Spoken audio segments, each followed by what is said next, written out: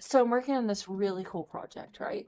And it is these. They are little bits of pottery that were pulled from the beaches, I believe she said in Ireland and Scotland. They're all bits and pieces, probably from the Victorian era. I really love mudlarking videos, so these kind of remind me of that. Anywho, I just had to call the customer because she has 60, I believe, altogether, and she wants it to be a particular size, but I think that that is not going to be good. I think we need to make it a little smaller. So what I'm going to do right now is cut a mat with the opening of 12 by 12, which is what she had asked for, and I'll lay them out in a circular formation, see exactly how they look, and determine exactly how much smaller I'm going to make it. So that's what I'm going to do right now, and then we'll see if it works. All right, so I'm setting my bar. It's going to be a 2-inch wide mat, if you can all see here. So this is your bar. This is what determines the width of your mat board, and it goes, as you can see, up to 8, but we don't do it that big because it's kind of hard to cut, kind of janky. I don't think I've ever, no, that's a lie. I've done an 8-inch mat. So we set it to the 2 here, which is what I just did. Now I like to use a slip sheet. Some of my coworkers are barbarians and do not believe in them.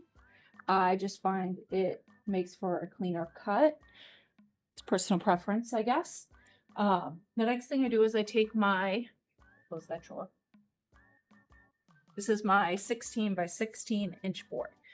I put it here, resting against the bar. Hey, focus. Focus, thank you. I put my bar down. And then I do the same with the stoppers. Now I'm always missing a stopper every day I come in because they also don't like to use the bottom stopper. They like to draw the lines. I need the bottom stopper. Where is my bottoms? Hold on. All right, after searching the recesses of the store, they had put it under the table because nobody else uses this but me. So I'm going to put this in place. And I wrote a little note saying, please leave on table so I can find it because I'm only here part-time. I unfortunately can't be here full-time. I have a toddler. He is wonderful, but I love my job. So it's hard to be pulled in 2 directions. All right. So I set that at 2. I set this at 2. And now this blade seems okay. Normally I would switch to a brand new blade, but because this is just a template, it doesn't have to be perfect. When I'm done cutting this, I'm going to cut a second one a little smaller and play with the size that way. So here we go, cutting up a mat.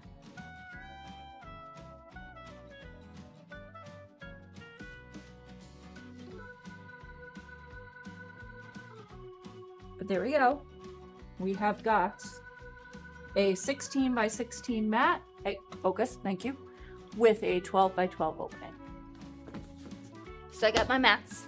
This is my 15 by 15 and my 16 by 16. So you can see the difference in sizes.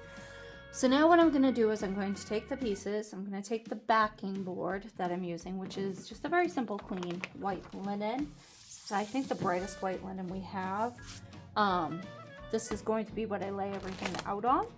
First, I'm going to start with the larger.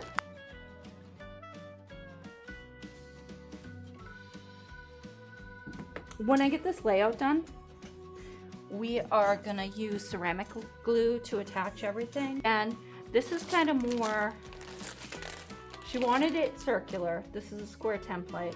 I know what a circle looks like, so I'm not worried about it not being circular, but she also didn't want it to be a perfect circle.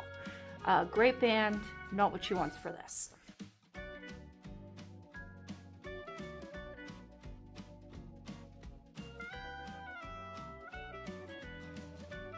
I had to step away. I had a wonderful customer. She was lovely. Now I gotta go back to this.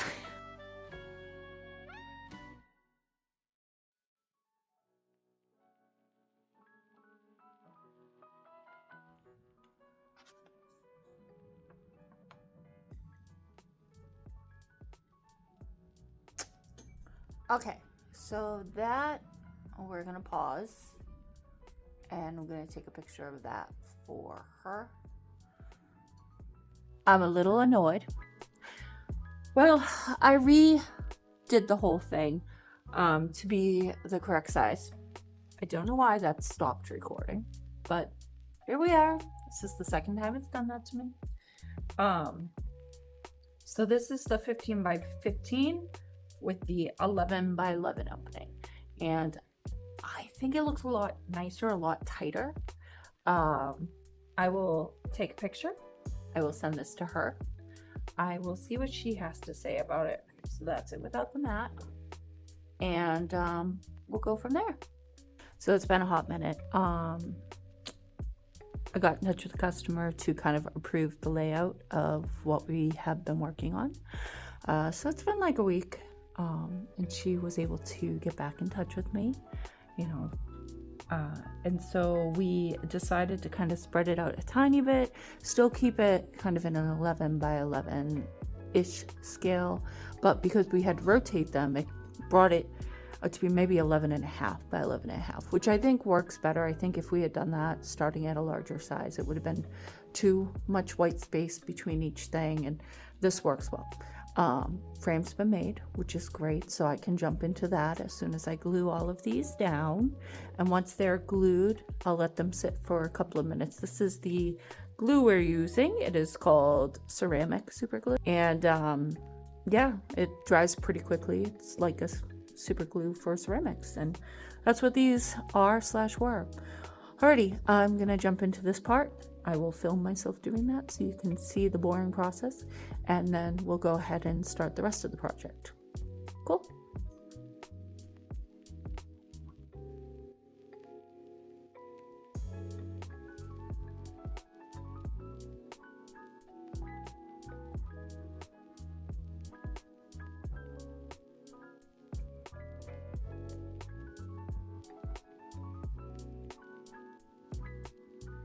So I finished gluing everything down. Excuse me, I'm a little sick during this voiceover. And now I'm trimming up the board so that it's in the square that it needs to be, followed by dry fitting my shadow box walls. And then I realize, oh crap, I have to put the glass in. So I do that. It's museum glass, which is fantastic stuff. It's super clear.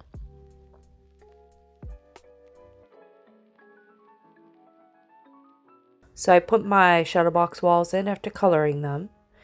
And then I move on to finally the fitting process. So this is me just cleaning everything, dusting, making sure there's no little particulates in there, dusting with my anti-static brush.